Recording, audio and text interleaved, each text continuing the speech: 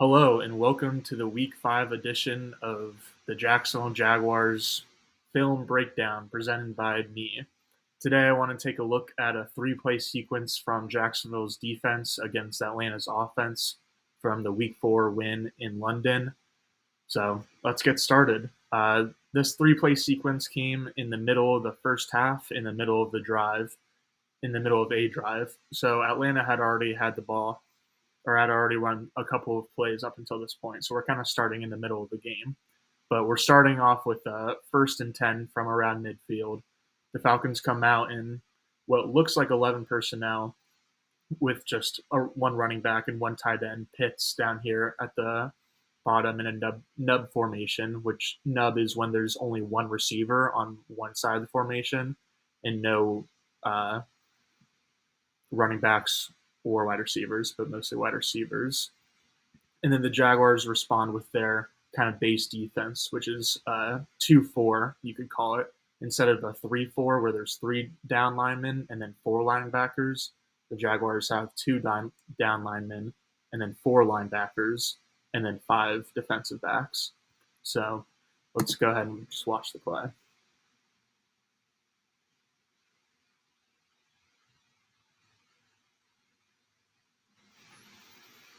It's a run to number 7, Bijan Robinson. So we see motion here from the Falcons, and Trey Herndon is coming across and kind of communicates over to Chad Muma, hey, you got to pick up this guy or take this outside gap or do whatever you got to do. I'm not exactly sure what the rules are for the Jaguars on this specific play call, but obviously with the formation coming over, you see the strength of the numbers in the Atlanta's game kind of move from their right to their left, and then with the Jaguars defense, it's moving from left to right as you see Chad Muma kind of shuffle laterally, but it's a jet motion left, and then a run right. So in the first second, you see that Foley Fatukasi, number 94, and Adam Gotsis, number 96, both do a really good job of not just getting upfield in a short amount of time right after the snap, but maintaining really good leverage. So about one Mississippi after the play. One. They're both upfield, but again, more importantly, they are kind of filling in their gaps and not overcommitting one way or another. Gotsis is responsible for containing, which is just one of the most important rules for any player in the sport. You want to make sure to contain that edge and let nothing get outside, especially someone like Bijan Robinson, who's so dangerous in space. So Gotsis kind of stumbles a little bit, does whatever, but he does what he needs to do in order to get outside. And you can see his head kind of poke it around the tackle. And so Bijan is like, okay, I know I can't go outside. And then Bijan also knows that he can't do a really big cut back inside, even though this is an outside zone play where cutbacks are almost suggested for running backs. But Foley Fatukasi is kind of shutting down that cutback lane because he's peeking his head on the inside shoulder of I'm pretty sure that's a center. Of the center, yeah. So Bijan can't cut inside. He can't cut outside. He kind of has to go where the run is designed for him to go, which is this B or C gap on the right side for outside zone in between the tackle and the center here and the guard here. So the Jaguars' defensive line, specifically Fatukasi and Gotsis, do a good job of kind of doing their job in the first second of the play, as does Trey Herndon, even though he gets punished for a little bit because with this jet motion, he's kind of having to react quickly at the snap of the ball. And so he goes in and immediately plugs this gap and is immediately met by a really good right guard in Chris Lindstrom and is kind of sent to the turf there.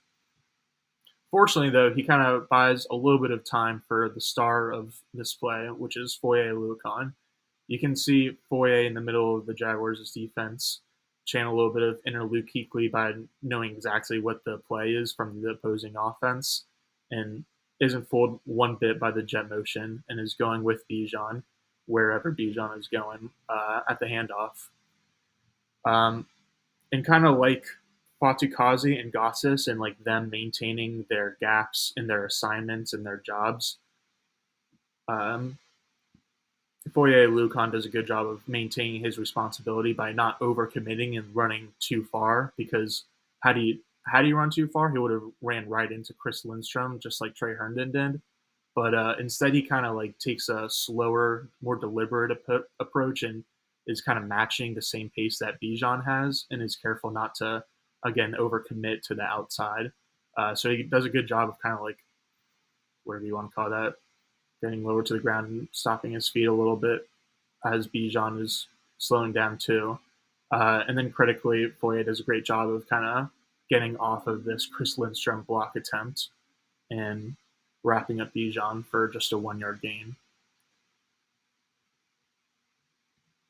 I believe I hit it all, so let's watch it one more time.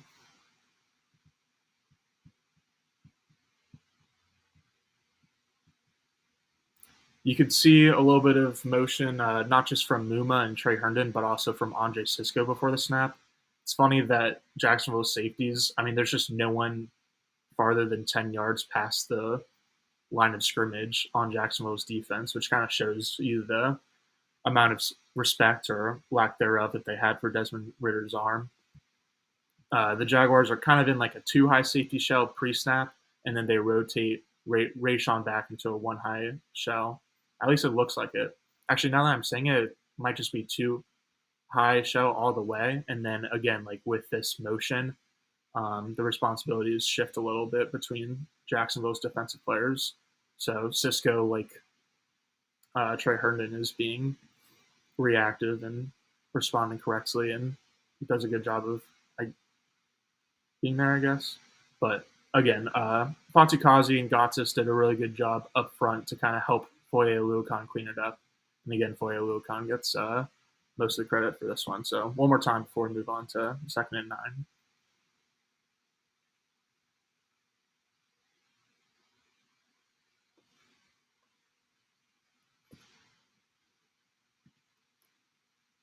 So on the previous play, the Falcons were in really light personnel, which means not a lot of weight on the field. But this is where they get into their heavy personnel and bring out a lot of running backs and tight ends onto the field. They're in 22 formation here, or 22 personnel, which is 2 running backs and 2 tight ends.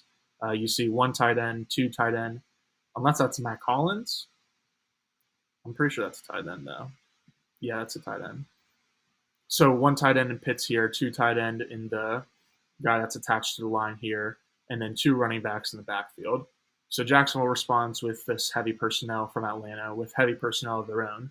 They take their lightest player off the field in quarterback Darius Williams and put on safety Andrew Wingard for what's called a dime look with 3 safeties on the field. And then they've got a 3-4 defense with 3 down linemen and 4 linebackers around them. Clearly a 1 high safety shell. Let's go ahead and watch the play.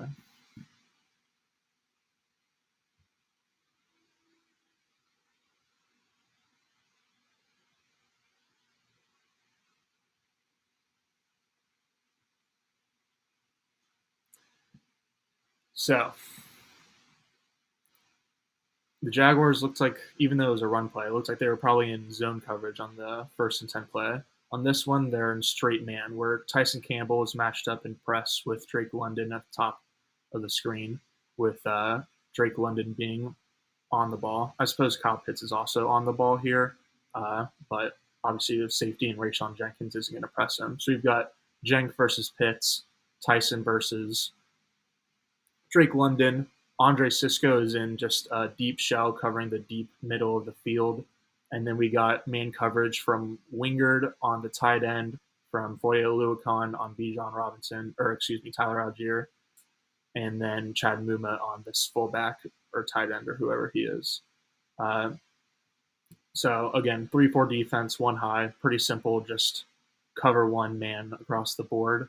And so you see like a little bit of fun play action fake from the Falcons with a pulling guard, which is a little bit of an old trick by now, but it was used to be a pretty good trick where whenever a linebacker would see a pulling guard, it was like, oh, alarm bells, that's definitely a run.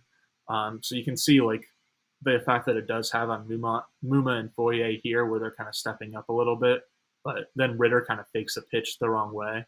So their Muma and Foye are able to kind of stop in their tracks pretty quick and pick up their man coverage assignments.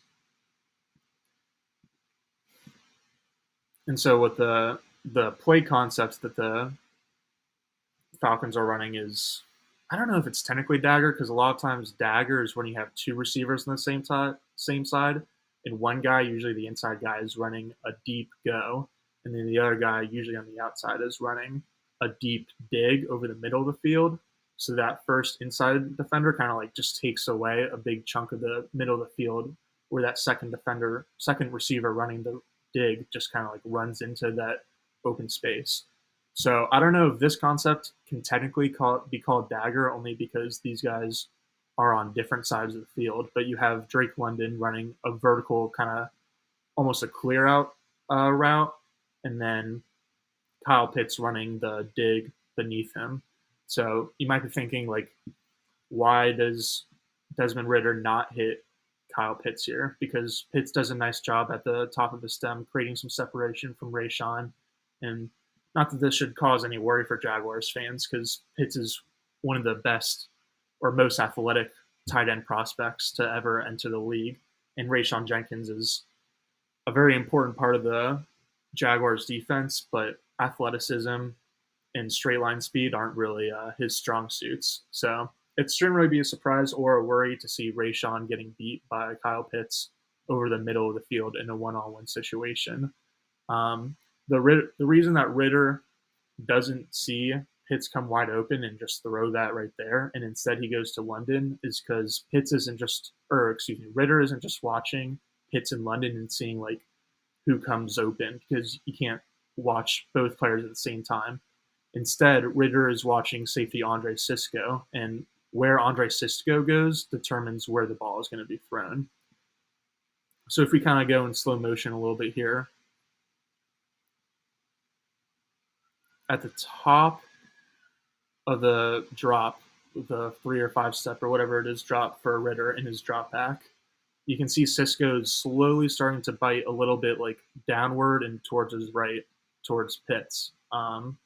And so like just that little hesitation alone from Cisco here, where he goes 1-2 steps to the right, Ridder sees that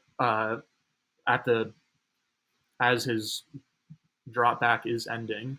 And so just those 1 or 2 steps from Cisco, and Ridder thinks, okay, I'm going to give Drake London, the 2022 8th overall pick, I'm going to give him a downfield shot against press one-on-one man coverage, because with this 1 or 2 steps the wrong way from the safety, like I'm confident that the cornerback is the only player I'm going to have to worry about on this throw.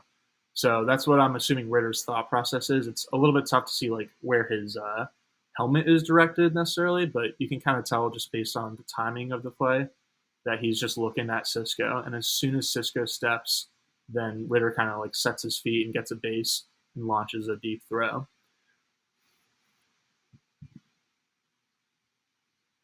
And so the hero of this play is Tyson Campbell, because let's just watch Tyson Campbell the whole way.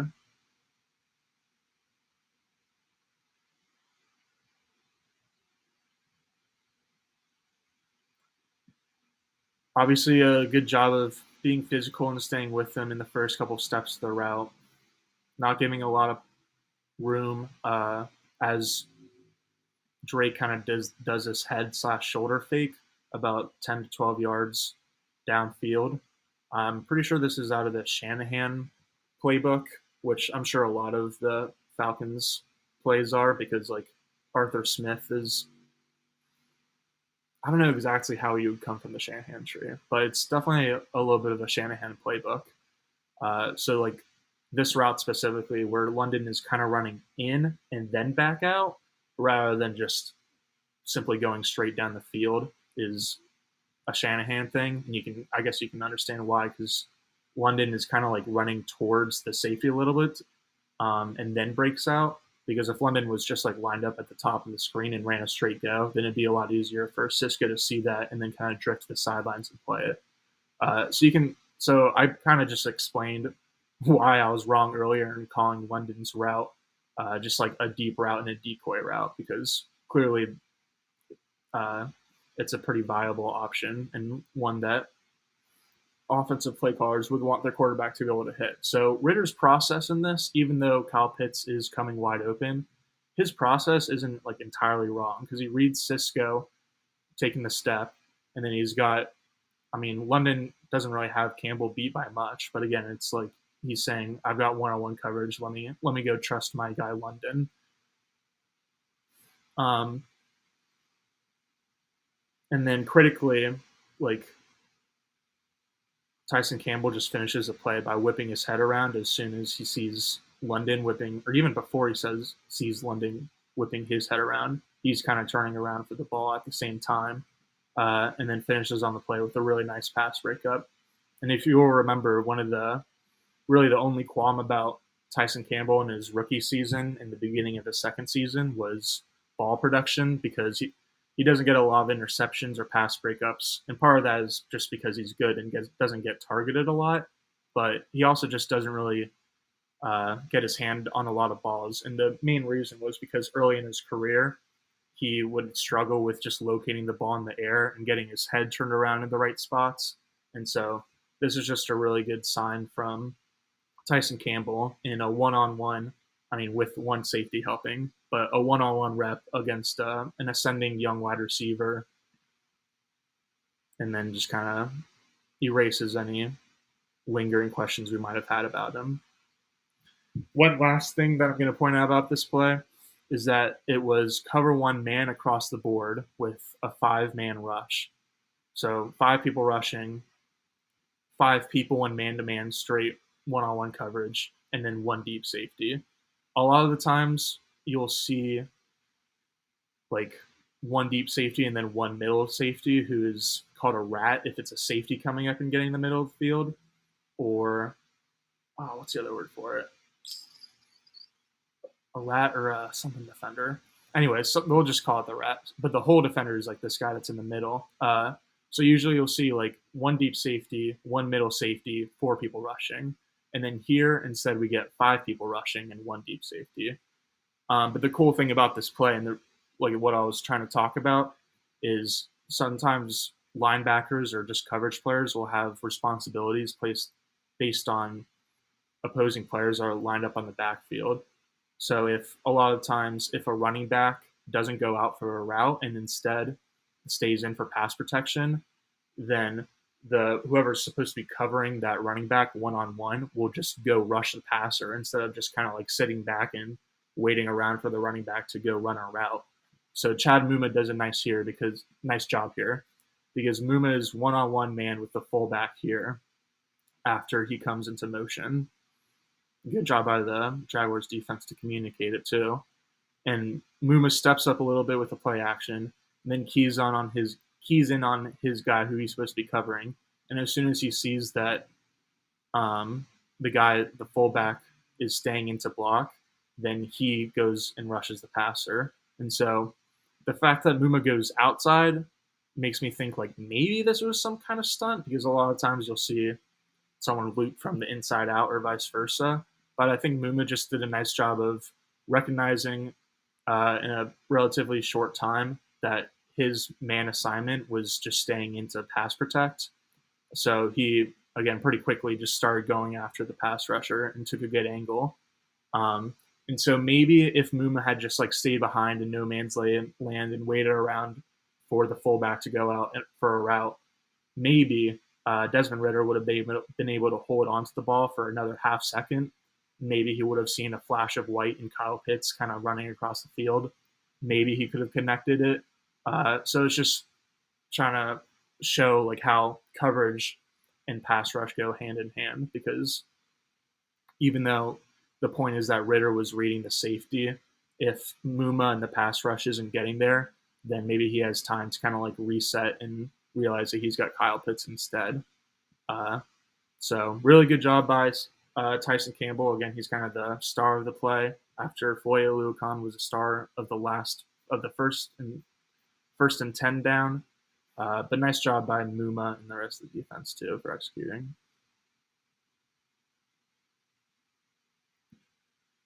And now for this last play, which comes on a 3rd and 9 after a 1-yard Bijan run and incompletion to Drake London. The star of this play is Mike Caldwell because the Falcons are in what looks like 11 personnel, so one running back, one tight end, assuming that this guy at the top is. So, no, okay, that guy looks like he's definitely Jonnu Smith. So it's 12 personnel, one running back, two tight ends. So it's a little bit of a heavier set, but it's a third and long situation. So obviously the Falcons are going to spread it out a little bit and try to pass to pick up the first down. What the Jaguars are doing here is what they do on a lot of third downs, where they're mugging the inside A gaps with linebackers and kind of like walking up secondary players like Herndon to the line of scrimmage. And basically they're trying to put as many defenders on the line of scrimmage as possible to confuse the offense's protection rules. Because if you have five defenders on the right side and one defender on the left side, then what the offensive line is going to do is shift the protection to the right. So their left tackle would basically be on an island against whichever pass rusher comes the most outside on the left. But then pretty much everyone else from the left guard from the right tackle is shifting towards the right and kind of focusing more on people that's coming from the right side than the left side. And so that's actually what happened here, because we see that the Jaguars have three people on each side of the line of scrimmage, and then they've got Trey Herndon kind of close to the line of scrimmage on the left side and Rayshon Jenkins kind of close to the line of scrimmage on the right. And so let me just go ahead and run the play.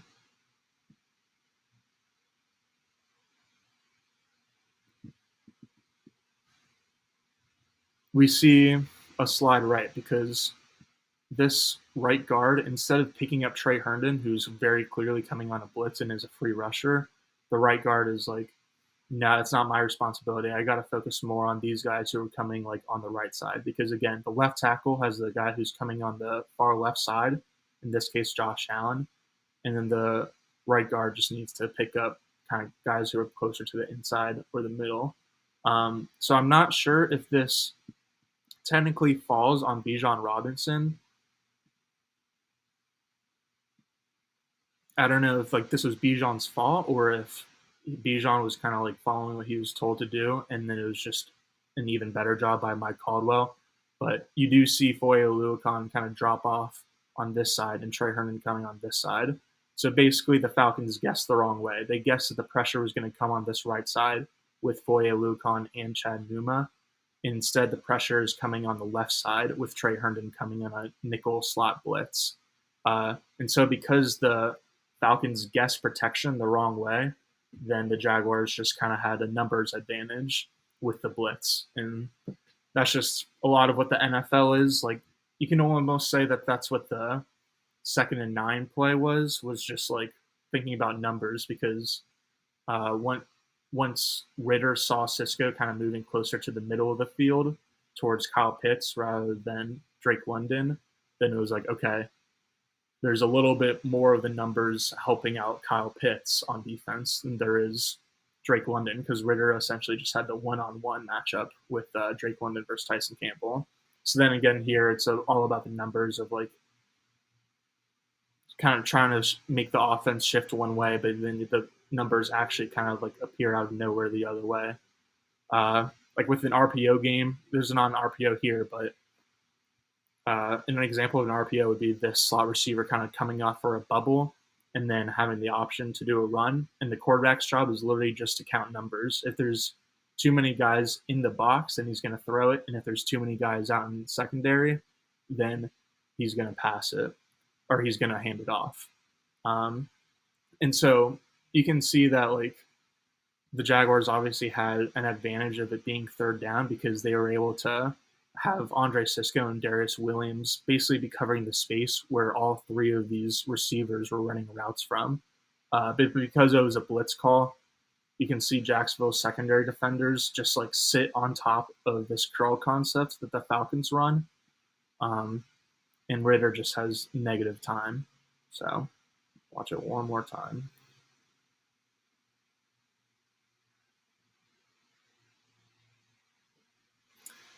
So the reason I wanted to show this 3-play sequence is because Mike Caldwell's defensive philosophy is essentially stop early downs so that you can set up passing downs. And so a lot of times people kind of phrase that like stop the run so you can set up the pass, especially on the offensive side of the ball.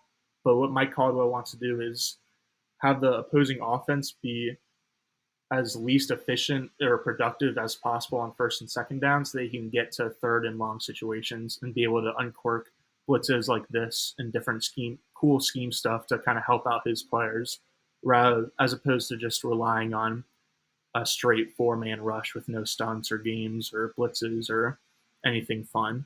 So again, just an example of Mike Caldwell's philosophy of how he's really just trying to get to third downs, and we're going to see that a lot this week against the Buffalo Bills because the Bills are first and third down conversion rate over expected, which means they're the best team at picking up third downs relative to the distance of the sticks. But even beyond the over expected stats, the Bills are still second in the league in third down conversion rate altogether.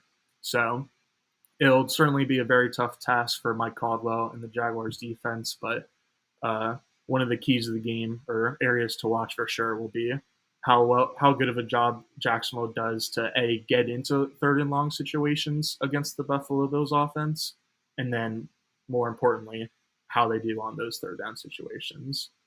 So I'm going to be writing an article with a link to this video on Big Cat Country with some more quotes and stats and words to kind of explain that. So you can check out Big Cat Country for that. Check out Jaguar Report episodes with myself and my co-host John Shipley on Mondays and Fridays. And I'm on Twitter at Gus_Logue. Thank you for listening and watching. Hopefully you didn't just listen. Thanks for watching.